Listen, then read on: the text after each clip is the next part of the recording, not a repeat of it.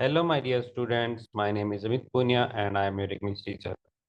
दोस्तों, आज का हमारा टॉपिक है प्रेजेंट परफेक्ट टेंस के अकॉर्डिंग देयर का यूज। तो चलिए शुरू करते हैं। देखो दोस्तों, देयर का यूज जब हम प्रेजेंट परफेक्ट टेंस में करते हैं तो उसकी हेल्पिंग ऑफ हैज और हैव को यूज लेते हैं, और वर्ब के तौर पर इसमें बी की थर्ड फॉर्म बीन का यूज कर लिया जाता है, और उसके बाद सब्जेक्ट रखा जाता है, और उसके बाद सेंटेंस का बचा हुआ भाग। इसमें कोई भी एक्सटर्नल यानी ये कहें कि एक्शन वर्ब नहीं होती है। यह सिर्फ दिखाता है कि जो सेंटेंस है वो हो चुका है, यानी कि कोई काम हो चुका है। जैसे कि परियोजना में देरी हुई है, तो इसकी हिंदी के लास्ट में क्या आया है? ई है।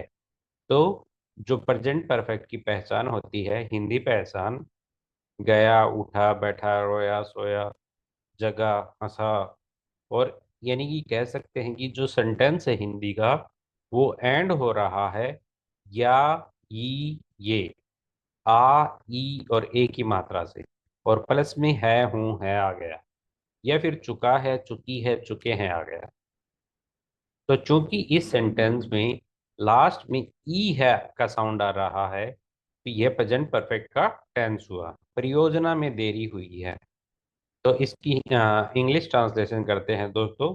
तो देरी हमारी यहाँ पर मेन फोकस है, यानी कि देरी का एग्जिस्टेंस हमने दिखाना होगा। देयर, फिर लगाएंगे हैज। हैज क्यों लगाया दोस्तों? क्योंकि डिले, देरी एक सिंगुलर साउंड करता है, इसलिए हैज लगाया। और फिर एज ए परफेक्ट टेंस हमने बी की थर्ड फॉर्म बीन का यूज लिया। फिर हमने ए डिले लगाया, यानी कि देरी, और किसमें? परियोजना में, इन द प्रोजेक्ट। तो complete sentence will be there has been a delay in the project. अगला है दोस्तों प्रेजेंट परफेक्ट का नेगेटिव सेंटेंस। तो नेगेटिव वाक्यों में जो देयर वाले सेंटेंस होते हैं प्रेजेंट परफेक्ट टेंस के, वहाँ हैज, हैव या बीन के बीच में नोट लग जाता है, यानी कि हैज नॉट बीन या फिर हैव नॉट बीन। तो दोस्तों, आज बारिश नहीं हुई है कि इंग्लिश ट्रांसलेशन कुछ इस तरह होगी। किस चीज़ के बारे में बात हुई है? रेन के बारे में। यानी कि रेन का अस्तित्व दिखाने के लिए हमें देयर का यूज करना पड़ेगा। फिर हम हैज लगाएंगे क्योंकि रेन सिंगुलर साउंड करती है, और चूंकि हमारा सेंटेंस नेगेटिव है तो हम नोट लगाएंगे। उसके बाद बीन लगाएंगे, बी की थर्ड फॉर्म जो कि हमारा एक्शन दिखाएगी, और एनी रेन यानी कि बारिश, और टुडे मतलब आज। तो there has not been any rain today.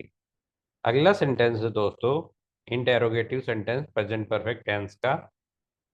क्या परीक्षा के बारे में कोई समाचार आया है?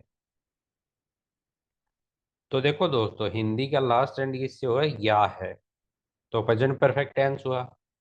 चूंकि हमारा जो क्या है वो शुरू सेंटेंस की शुरुआत में आया है, तो हम वाक्य को हेल्पिंग वर्ब यानी कि हैज या हैव से शुरू करेंगे, और उसके बाद देयर लगाएंगे, देयर के बाद बीन लगाएंगे, और उसके बाद जो हमारा सब्जेक्ट है कोई समाचार जिसके बारे में हम बात कर रहे हैं, यानी कि एनी न्यूज, इसके बारे में, about the exam. Adverb of reason, has there been any news about the exam. अगला है दोस्तों नेगेटिव इंट्रोगेटिव। इसमें और पहले वाले में सिर्फ एक ही डिफरेंस है। सबसे पहले हम हैज लगाएंगे, फिर देयर, फिर बीन के से पहले नोट लगा देंगे, और फिर हमारा जो सेंटेंस का सब्जेक्ट है वो लगाएंगे, और सेंटेंस का बचा हुआ भाग। क्या कोई घोषणा नहीं हुई है? किसके बारे में बात की गई है दोस्तों? घोषणा। घोषणा यानी कि अनाउंसमेंट। कोई यानी कि एनी।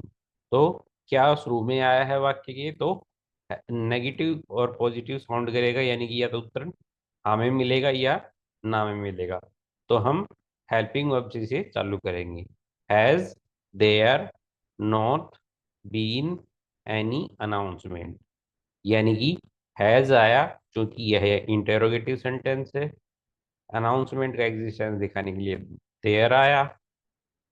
नेगेटिव होने के कारण नोट लगा, फिर बी की थर्ड फॉर्म बीन लगी, और एनी अनाउंसमेंट यानी कि कोई घोषणा के लिए एनी अनाउंसमेंट लिखा।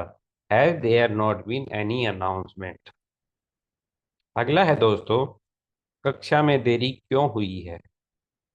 क्यों सेंटेंस के बीच में आया है, तो क्यों का मतलब होता है वाई, जिसका आंसर किसी भी इंफॉर्मेशन को पुट करके दिया जाएगा, तो हम इसे डब्ल्यू एच और वाई से शुरू करेंगे।